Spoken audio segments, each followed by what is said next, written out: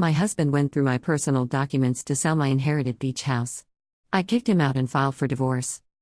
I, 32F, have been married to Rob, 35M, for 7 years. We have a blended family. I have a daughter, Lily, 14F, from a previous relationship, and Rob has 2 sons, Jack, 16M, and Tom, 12M. Our story began 10 years ago when we met at a local charity event. I was a single mom struggling to make ends meet, working 2 jobs to support Lily and myself. Rob was a charming, successful businessman who had recently divorced. He swept me off my feet with his kindness and attention to both me and Lily. At first, our relationship was like a fairy tale. Rob was attentive, caring, and seemed to genuinely love Lily as his own. He would spend hours playing with her, helping with her homework, and even took her to father-daughter dances at school.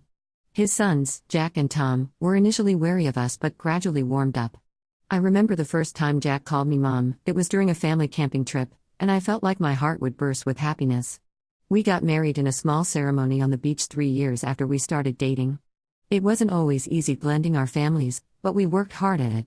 We established family game nights, took turns choosing movies for our weekly film nights, and made sure to celebrate each child's achievements equally. About 2 years ago, my grandmother passed away. She was more than just a grandparent to me, she was my rock.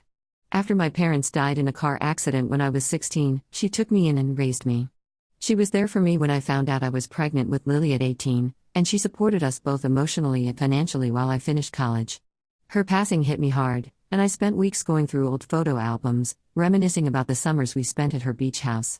To my surprise, Gran left me her beach house in her will. It's a beautiful property that's been in our family for generations. I have so many fond memories of spending summers there as a child, building sandcastles with my parents, learning to swim in the ocean, having bonfires under the stars with my high school friends. When Lily was born, I started taking her there too, and Gran would tell her stories about our family history. When we received the news about the inheritance, Rob immediately started talking about selling it and using the money to start a business he'd been dreaming about.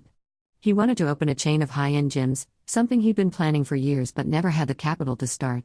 I was hesitant. The house meant so much to me, and I wanted to keep it in the family. I suggested we could rent it out during peak seasons to generate some income, but Rob wasn't interested. He kept pushing the idea of selling, saying it would be a waste to keep it.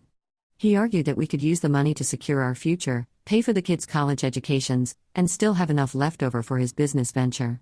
For months, we went back and forth about it. I tried to explain the sentimental value, how much it meant to me and Lily, but Rob seemed unable or unwilling to understand. He started making comments about how I was living in the past and needed to think about our future. Things came to a head last month when Rob announced he'd contacted a real estate agent to value the property. I was furious. We had a huge argument, and I told him in no uncertain terms that I wouldn't be selling the house. I reminded him that the house was left to me, not us, and that he had no right to make decisions about it. He stormed out and didn't come home that night. Since then, Rob's behavior has changed dramatically. He's become cold and distant, often staying late at work or going out with friends without telling me. He barely speaks to me at home, and when he does, it's usually to make snide comments about the beach house or my selfishness. What's worse is that his attitude seems to be rubbing off on his sons. Jack, who used to be quite close to Lily, has started making mean comments about her. Last week, I overheard him tell Tom that Lily wasn't their real sister and they shouldn't have to share anything with her. It broke my heart to hear this, especially after all the work we'd done to blend our family. Tom, on the other hand, seems confused and upset by the tension in the house. He's been quieter lately, often retreating to his room to play video games instead of joining in family activities like he used to. Lily has noticed the change too. She asked me the other day why Rob doesn't hug her goodbye anymore when she leaves for school. I didn't know what to tell her. The final straw came yesterday. I came home from work early, not feeling well, and found Rob going through my personal documents in our home office. When I confronted him, he admitted he was looking for the deed to the beach house. He said he thought if he could find it, he could sell the property without my consent. I was shocked and hurt. I never thought Rob would go behind my back like this. We've always been honest with each other, even when times were tough. When his business went through a rough patch a few years ago and we had to tighten our belts, we faced it together. When Lily was struggling in school and needed a tutor, we made it work. I thought we were partners, but now I feel like I don't know him at all. I told him to leave the house immediately. He tried to argue, saying he was doing it for our family, but I couldn't listen anymore. He's currently staying with his brother, and the boys are with him. Lily is upset and confused about what's happening. She asked me if this means Rob isn't her dad anymore, which broke my heart. I tried to explain that adults sometimes have disagreements, but that Rob still loves her. I'm not sure she believed me, though. I'm trying to stay strong for her, but I'm struggling to process everything that's happened. The beach house, which has always been a source of happy memories for me, now feels tainted by this conflict. I find myself staying up late, looking at old photos of my grandparents and parents at the house, wondering what they would do in my situation. I don't know what to do now. Part of me wants to try and work things out for the sake of our family. We've been through so much together, and the thought of breaking up our family is devastating. But another part feels like this betrayal is too big to overcome. Rob's actions have shown a lack of respect for me and my feelings that I'm not sure I can get past. Am I overreacting? Should I consider selling the house to keep my marriage intact? Or is this a sign of deeper issues that we can't come back from? I feel lost and could really use some outside perspective. Update 1: It's been about a month since my last post, and a lot has happened. First, I want to thank everyone for their advice and support. Your comments really helped me gain perspective on the situation and gave me the strength to stand my ground. After Rob left, I took some time to think things through. I realized that his behavior wasn't just about the beach house, it was a symptom of larger problems in our relationship. Looking back, I could see patterns I'd overlooked before. There were times when Rob would make decisions without consulting me, assuming I'd go along with what he wanted. I remembered how he pushed for us to move to a bigger house a few years ago, even though I was comfortable where we were. At the time, I'd given in to keep the peace, but now I could see it as part of a larger issue. I decided to stand my ground and not sell the property. Instead, I started looking into ways to make the beach house work for us financially. I contacted a property management company about renting it out during peak seasons, and I've been researching local regulations about short-term rentals.